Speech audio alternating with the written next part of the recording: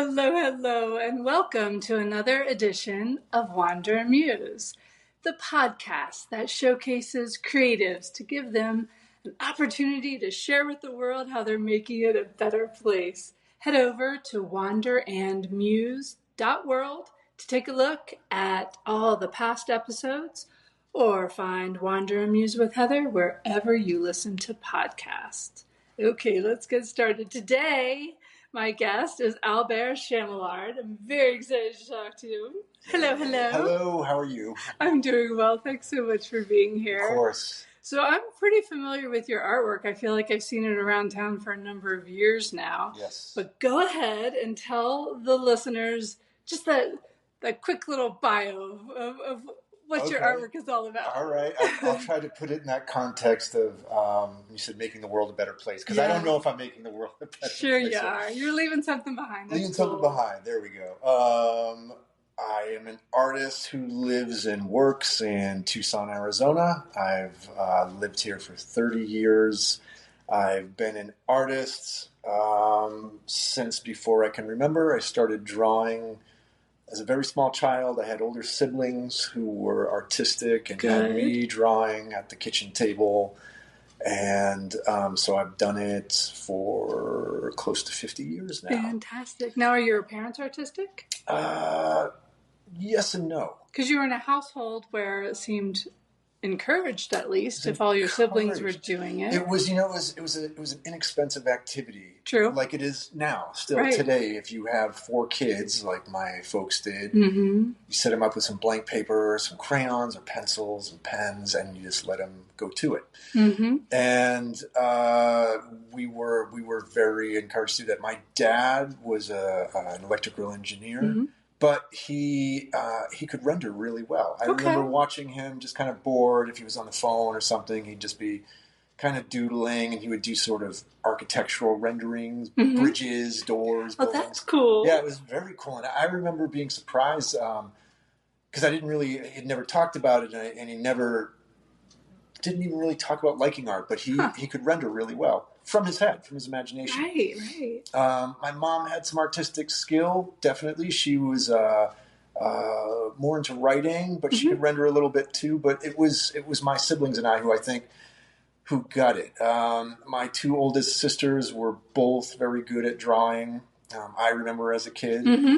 And one of my earliest memories was of my brother and I getting up early on Saturday mornings to watch a local New England drawing show. It's kind of like Bob Ross, but it was Captain Bob, and Captain Bob was his persona was a sea captain, and so like he had. Well, we had Captain Chesapeake in the Baltimore area. You did? Captain Chesapeake.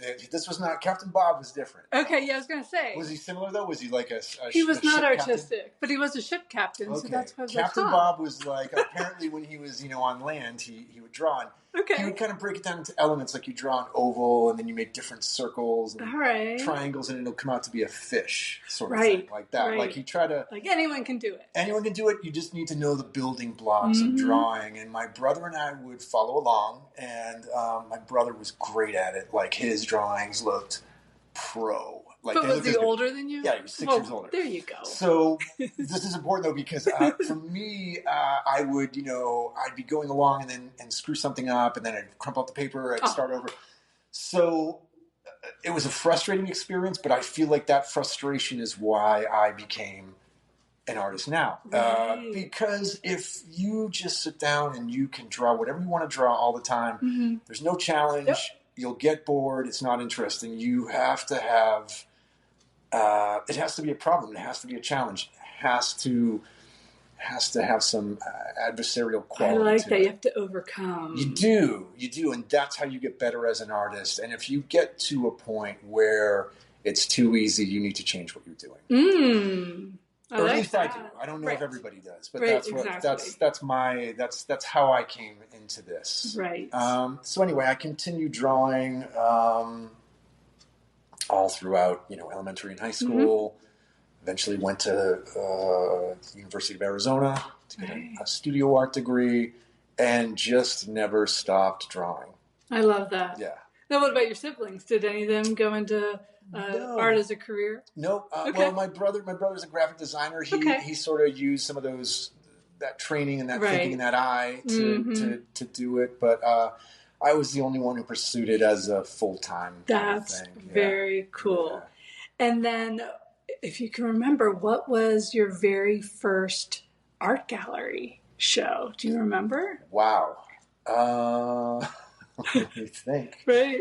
I don't remember. Because the first time that you see a piece of your artwork on a wall in a gallery, I think it's just the coolest feeling. It's almost like the first time you've written something that shows up in a magazine or a newspaper, that first byline, you're like, oh my gosh, that's me. It probably was in the 90s at some point. I remember going to art galleries and being so envious of the artists who were in there and getting to and thinking they were so spectacular and somehow their work was elevated, even though the work was, like all work, very uneven. Some of it was great, some of it was awful. Right. And so I imagine it was probably a dumpy little alternative space of some hey, some it's kind. something. Yeah. You got it to was start something. somewhere. You have it's to something start on your somewhere. resume, right? Yes, exactly. But no, it's so far. That's so far fantastic. I will mention this. In my 20s, here in Tucson, when it was a little bit cheaper to rent commercial spaces, I gathered some friends together. There was like 6 or 7 of us, and we all wanted an art studio space kind of thing. We rented a big warehouse in the Dunbar neighborhood, and it was very cheap back then. And we all had our own studio spaces in there, and we had a small front space that we put on shows for. So rather than going out to galleries and trying to get galleries to show us, we created our own gallery, and I think that's still probably a fantastic way for young artists to start, is to invent a space, find your own, whatever it is. If it's your house, if it's your garage, if you see an abandoned storefront, you can get a hold of the owner and say, "Can I use this for a weekend?" Try to make your own space. That was more popular in the 90s, I guess. But those were some early shows that I remember. Right, but it's certainly a possibility now, or even if, say, there is a store that is being renovated or a new store is to come. So they're doing the construction on the inside, but their storefront is available. Yeah. Why don't you just use that space? Like the phantom galleries that used to go around town. That was so brilliant, definitely. Yeah, I've always been into that idea. I remember brainstorming with an artist about having an art show at one of the Ramadas at Reed Park. Like, why not? So it would be a lot of fun. And, it depends on the kind of art you make and the kind of thing. You want to find like-minded artists and, for sure. And that sort of thing. But definitely. Yeah. So for those of you who are listening right now and you aren't already familiar with Albert's work, I think the best thing to do is to head over to his Instagram, which is his name, no space. I'll spell it out for you. It's ALBERTCHAMILLARD. I got that right? Yep. Yeah. ALBERTCHAMILLARD on Instagram. And so definitely go there right now, even while we're talking, so you can take a look to see a little bit more about what we're talking about. So it's a lot of, geometric shapes. It's a lot of crosshatching. Yeah. So I remember back in my college days with my studio art minor, when I was painting, at least, one of the professors would always say, don't just start painting exactly what you paint. Yeah. You need to actually first be very messy. Yeah. And then you kind of tidy it up. But yours are all very precise. Yeah. So talk a little bit about your process, because you're starting off so neat, it seems, at least. So tell us a little bit about that. It's all illusion. It's smoke and mirrors. By the time I have one of those pieces finished, I have been messy. And how I start, I'm going to back up a little bit. How I came to be making these type of drawings. Right as I was finishing my undergrad, I was making large-scale figurative work from models. I was using a lot of dry media, Conte crayon especially I loved. Charcoal was great. And around that time, I had a couple kids. My oldest daughter was born. It was harder for, new baby in the house. It was harder for me to get out to my studio. So I became more interested in work that I could make at home, like while the baby was asleep, Sure. sort of thing. So it was what I could set up and put away really easily. So I started working in smaller sketchbooks. Didn't really like blank sketchbooks so much. I don't like seeing that blank page in front of me. So I would get illustrated books, old children's books, that sort of thing, and I just kind of paint and draw on them and see what I could come up with, see what I liked and didn't like. And eventually a friend gave me a vintage ledger and said, try drawing in this. What do you think? And I saw right away that drawing with a pen held the material, held the media much better than like a pencil would have worked, or charcoal didn't really work on that type of paper. And as a process of trial and error, just kind of figured out how do I get value in here. And it's like doing layers, layers of lines, vertical and horizontal lines, and then getting into crosshatching, which, most all of us learned at some point when you're in the basic drawing class. Drawing 101. Drawing 101. There's always they that crosshatching. get you the quill and the ink, and it's messy, and you're like, I'm never going to do this in my life. I went back to it, and I was like, crosshatching is cool, and I like this, and I can have different values and show three-dimensional space just by adding on top of each other. So at this point, if you're looking at my Instagram page and you see these tight, clean drawings, I start by, I still use the vintage ledgers, counting ledgers generally, as sketchbooks. And I'll, just like your professor said, work messy. I work messy. Okay. And I do lots and lots and lots of tiny little loose sketches until I find something that I like. Then, once I have that small piece, I move to a blank piece of ledger paper and I sort of block it in. Okay. And I do that with pencil, and I kind of work out the awkwardness because I want it to look as good as that little sketch. I want it to have that kind of freshness and appeal. And I dial it in. I work out my dimensions, my proportions until I get it. And once I have that, I move to another blank sheet. I transfer that drawing. Then I start cross-hatching. I'm a lefty. And so, as all lefties know, if you're using ink, you're going to smudge over everything. So I take blank folded pieces of printer paper and I keep them under my hand.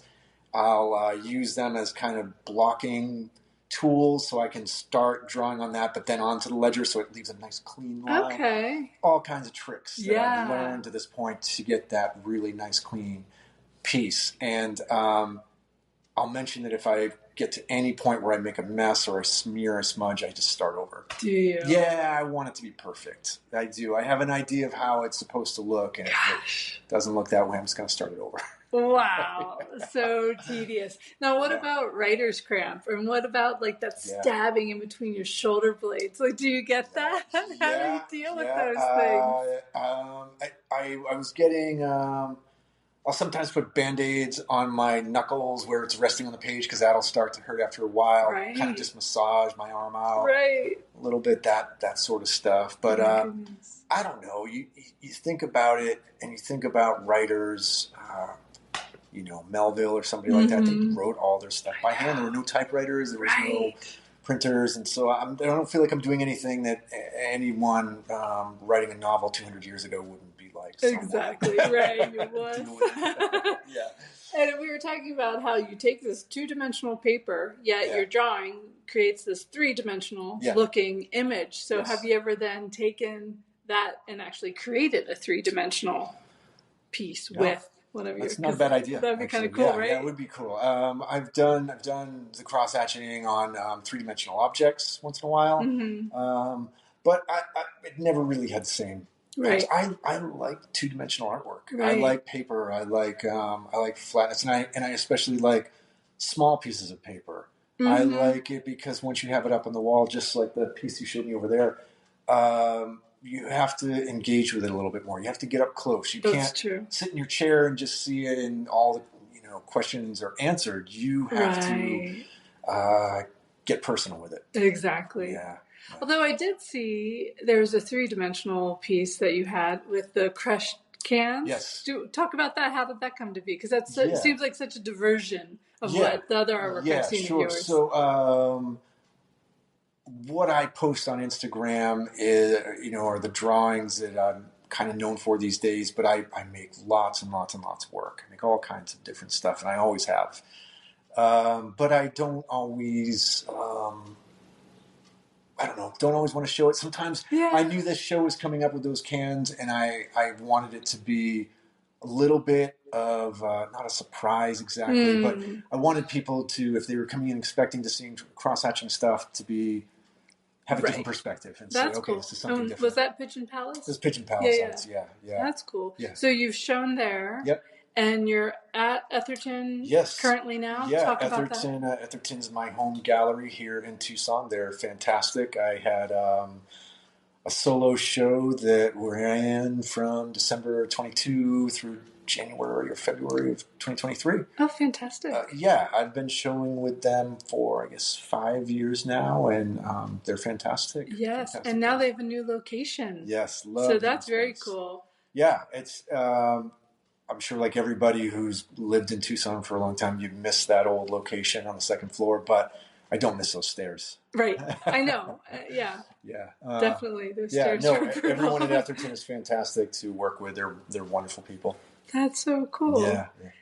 And let's see, what else? I know that you had a connection with Eric Firestone Gallery too. I remember him from his Tucson days, but now he's been in... I worked for Eric Firestone Gallery from around 2007 through 2011. If you were in Tucson at that time, you might remember that after he uprooted and moved to New York and became a big time dealer out there, I opened a space in downtown Tucson called Atlas Fine Art Services, which was a small gallery and did art service business, framing, crating, installation, that sort of stuff. And you don't do that anymore, though? Well, no, I do. I work for the University of Arizona Museum of Art, and I'm a preparator there. Oh, so I didn't realize that. Yeah, so I do the same stuff. I'm an artist. I have a day job. During the day job. No, that's very cool, though. Yeah. So you're packing up probably pretty amazing artwork. Amazing stuff. Yeah. I get to see and work around, 8 centuries worth of art. Wow. Every day, so that's a fantastic. gift. It is. It's a dream job for an artist. And how often do you see something where it inspires you to create something just not like it, but just where it kind of triggers something within you, where you're like, most days, right? It's not even so much the stuff. Once in a while, I'll see something and be like, wow, I want something like that for my home, and I can make it. I can go home and bullshit my way through it and be good enough and that sort of thing. Yeah. More what I think inspires me is to look at all this work and think about the people who made it and realize that they had to carve time out of their life to do this. And that's the inspiration, is to remind myself it doesn't just happen. It's not going to just happen when I feel like it or want to do this. You have to force yourself. That discipline. That's the routine. Inspiration, I think. Right, you do. Yeah. Because, sure, there are artists out there where they'll create, a piece a year or something like that, and it's fantastic. But to truly get in that habit, that routine where you're just... where it is okay if you crumple something up and throw it away because you know that the next day you're going to start over again. And I tell people who ask me it's okay if some of your art time is just cleaning your studio. You have to spend a lot of time thinking about this stuff. So for sure. It's all part of it, but you have to make time as close to every day as you can to do it, even if it's for a half hour. That's amazing. Yeah. So last time I ran into you at the Blue Lotus Artist Collective. That was a great show. I really love what they're doing there. Me too. But even though this is kind of old news for you, it was new news for me about the whole Hermés. So do you want to talk about that? Because I was like, now what? Sure. You're fancy.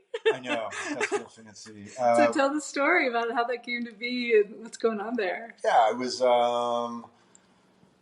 I've always wanted to be a gallery artist. That's been my dream since high school, probably, because I feel like that's where the nerve center kind of art is made. By the time it makes it to museums, true. It's been decided. So galleries are exciting. Galleries show challenging work. They show new work. that's where I wanted to be. And I've been very lucky and have shown at galleries and continue to show at galleries. And in the fall of 2019, I was approached by some folks at Hermés, which, if you don't know, is the French luxury brand company that makes all kinds of amazing stuff that I can't afford. It's fun to look at the catalog. It's very fun to go through the website and look at stuff. And they said I was approached by their division that does fabrics, blankets, things like that. Mm-hmm. And they said, we'd like to work with you and collaborate on a blanket. I said, great. And it was about a 3-year process. Oh, wow. I didn't realize that. It takes a long time. It also, that was right before pandemic started. Mm-hmm. Things went slow through 20 and 21. But by the end of 2021, we were starting to move fast. They got some drawings from me, 3 in total, and they released the first design last summer. Okay. It's a blanket. It's beautiful. They released it in 4 colors, and it was a design based on one of the elements that Hermès is known for. It's an anchor chain link that's involved with horse bridle and that sort of stuff. Gorgeous design. They did amazing things with it. One of the things I liked is how true they remained to the drawing I made. Like, it looks like my drawing. So that was particularly really cool experience. And that's respectful that they did that too. Yeah. I mean, so often there's a screenplay, and by the time you see the movie, you're like, what? That didn't even happen. What? No, they're wonderful. They're a wonderful company to work with, and they obviously have a lot of respect for artists and for art, and they pick you because they want to work with you because they like what you're doing and they think it fits with what they do. Mm-hmm. So, I love that. I'm so glad that happened for you. You deserve it. That's so cool. Thank you. Yeah, so hoping to do more stuff with them in the future and just enjoying it. I love that so much. When I was researching to find out a little bit more about you, I stumbled upon an AZPM feature on you from 2019. I hadn't seen that before, and that they did a really nice job with that. They did a really good job with that. Yeah. And one of the things that you were talking about that I just thought was comical was the type of pen that you use, the Pilot G2 archival ink pen, but how you've even mentioned Pilot on Instagram, and they still have yet to give you any love. Somebody said, who I can't remember now, somebody at Etherton reached out to them and said, you should be aware of this guy. He's making these drawings and usually the things, and they sent me 3 boxes of pens. Oh, they did? They did. Oh, I didn't know that. Well, that's fantastic. Really nice. Yeah. But otherwise, they have no interest in it. I can see a print ad for them drawn by you. Love it. Let's do that, Pilot G2. Come on. I love those. I still use them. Still love those. They're real glidey. And the fact that the ink is archival is really important. It's not just going to dry up and blow away in the dust. It's, as archival as pen, as ink on paper can be. Right. But one of the really nice things about those pens is when they go, they don't fade. They just kind of stop. So there isn't, they don't ruin drawings. You can just keep going and just pick up a new one if you need to. But they last a long time. Yeah. That's what I found. Yeah. That's fantastic. Yeah. What else do you want to share with people? Either your philosophies about art or tips for encouraging people to create their own? What do you have to say? I think if you're starting out, it's good to find some community. There's a lot of spaces in town. The drawing studio has classes. Get into a class, get into a basic drawing class, get into figure drawing as fast as you can, work from models, take some basic drawing stuff. You really probably only need drawing 101, like we mentioned, and a figure drawing class, and you're, in my mind, good to go. Right. You have the basics and you can do it from there. It's applying yourself and giving yourself the time and space to do it. However you can do that in your schedule, whether that's what I suggest, an hour a day, or you give yourself 4 hours on a weekend day or something like that. You need to give yourself the time and be really patient. You probably should save all your work. because you're going to want to see how you're progressing. After a year, you can go back and get rid of it all if you don't like it. Right. But that's a great. I think most of my advice is for people who want to get into drawing, but I think a lot of that can apply to people making anything. Is giving yourself the time and space, and remembering that it's a lot of hard work. You know, it's not easy. It's fun and it's gratifying and fulfilling. And for me personally, adds a great deal of meaning to my life. I'm not religious. I'm not a believer or anything like that. But art brings a lot of wonderful things to my life as far as that stuff goes. It's basically my religion, I guess I would say. Yeah.